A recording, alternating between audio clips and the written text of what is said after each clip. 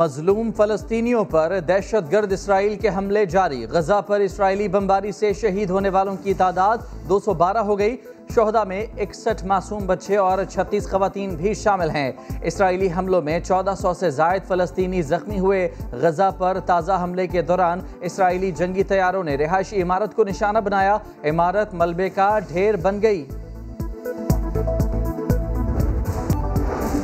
Israeli मजालिम पर जंगी जराइम के तहत मुकदमात चलाए जाएं। कौमी असम्बली में फ़लस्तीनियों के हक़ में करारदाद मंजूर कर ली गई। वज़ीर ख़ारजा शाह महमूद कुरैशी ने बताया कि पाकिस्तान, तुर्की, फ़लस्तीन और सूडान मिलकर अक़वाम मुत्तहिदा की जनरल असम्बली का इजलास बुलाने का मुतालबा करेंगे।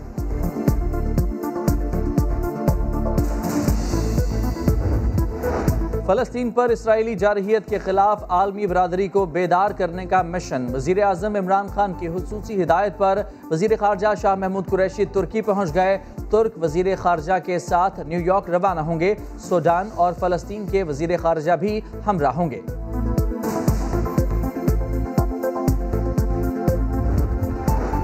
खामोश न बैठो, आगे बढ़ो, कुछ करो। फ़लस्तीनियों पर बदतरीन जुल्म हो रहा है। इन हालात में सबसे बड़ी जिम्मेदारी पाकिस्तान की है।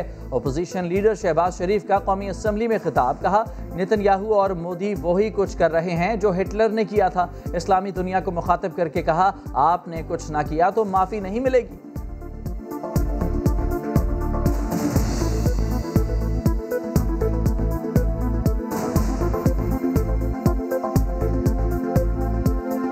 अगर कमजोरी दिखाएंगे तो ना हमें कौम माफ करेगी, ना हमें हमारा जमीर माफ करेगा, ना खुदाए बुजुर्ग बरतर माफ करेगा। अगर इस हुकूमत ने जरा भी ज़ौफ दिखाया, इनका गिरबान होगा और 22 करोड़ अवाम का हाथ होगा। मुल्क में कोरोना से मजीद 135 अफराद इंतकाल कर गए। मजमूई अमवात 19,752 हो गई।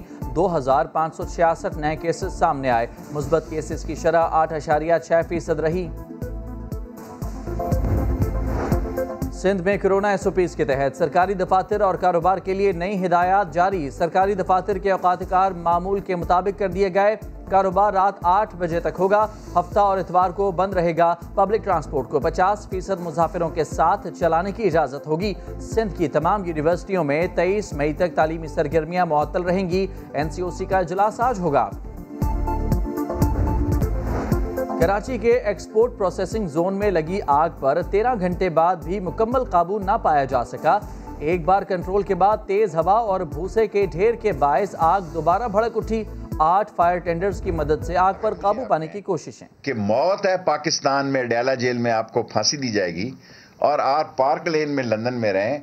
मैं जिस खुदा के घर से आया हूं उसको गवाह बना के कहता हूं, I love to be hang in Adiala jail. London में रहने से अडयाला जेल में फांसी पर लटकने को पसंद करूंगा। शेख रशीद कहते हैं, इमरान खान आज चाहें तो नून लीग की सियासत खत्म हो सकती है। जो बाहर जा रहा था उसे जाने दिया जाता। शहबाज शरीफ बाहर गए तो नवाज शरीफ की तरह वापस लाना मुश्किल हो जाएगा, इसीलिए नाम ECL में डाल दिया।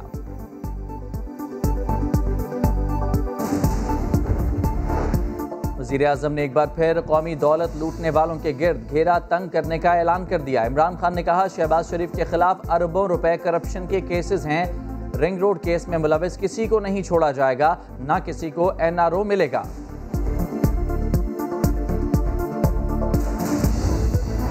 चेयरमैन नैब ने रिंग रोड मंसूबे में बदउनवानियों की तहकीकात का हुक्म दे दिया। वज़ीर आज़म के मुआविन खुसूसी जुल्फी बुखारी मुस्ताफ़ी। ट्विटर पर लिखा, रिंग रोड या किसी हाउसिंग सोसाइटी से कोई लेना देना नहीं, फिर भी तहकीकात मुकम्मल होने तक ओहदे से अलग रहूंगा। DG Rawalpindi development authority captain retired Abdul Sattar Isani को हटा दिया गया। वज़ीर हवाबाजी गुलाम सरवर खान कहते हैं, किसी हाउसिंग सोसाइटी से कोई ताल्लुक है ना रिंग रोड मंसूबे से कोई फ़ायदा उठाया। किरदार कुशी करने वालों के खिलाफ हत्तक इज्जत का दावा दायर करने का ऐलान।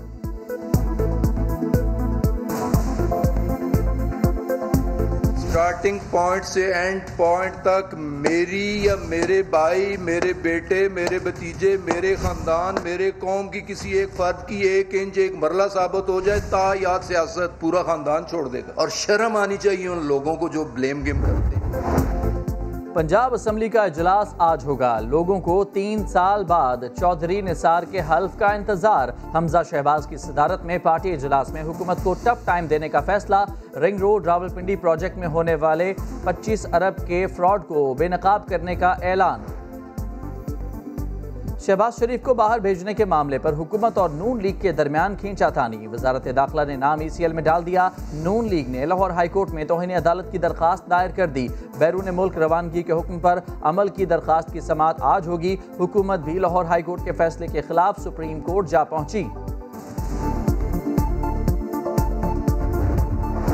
हुकूमत ने अवाम को ईदी दे दी। पेट्रोल महंगा नहीं हो रहा। कीमतें 31 मई तक बरकरार रखने का फैसला। वज़ीर आज़म ने ओगरा की तजवीज़ मुस्तरद कर दी। ओगरा ने पेट्रोल ₹1.90 और हाई स्पीड डीजल ₹3.25 महंगा करने की सिफारिश की थी।